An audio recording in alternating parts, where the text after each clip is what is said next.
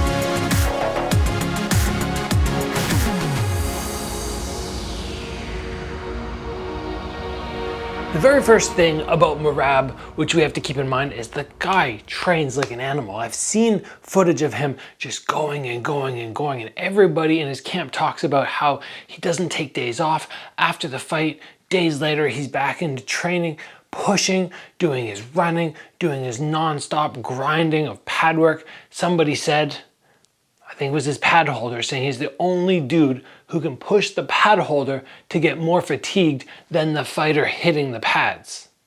That's wild. And guys, I have good cardio. You know I have good cardio. It's what's helped me win so many of these belts. But I feel fatigue. I have been around 3 and 4 and 5 when you start to feel that fatigue set in. And as a result, your technique looks a little slower, a little sloppier. You're not able to push as much as you want. Being in the cage across from Merab means basically you've got to push and push and push. And we saw O'Malley backing up, giving the distance, trying to create the shots. But what does that do? When you're constantly backing up, trying to snipe a shot, it takes away from the ability for Merab, or the guy on the opposite side, to have fear. He's not scared because he's the one pushing forward and he's not being punished. So when I fought some of these aggressive fighters, granted they did not have the cardio of Merab, but what I did is I got to step out and I basically got to stand with them for the first little bit and show them that I'm not scared and they cannot dictate the pace of the fight. Now, of course, I was doing kickboxing, not MMA, which changes things up dramatically. I do understand that. But where was the respect that O'Malley needed to gain early in the fight? He wasn't able to get it. And I wonder if just sinking down at some point, trying to go, okay, I'm going to rely on head movement, have the hands low, ready to stop the shot, and just bang with him to get that respect and make him back up a little bit, could have been the way to go.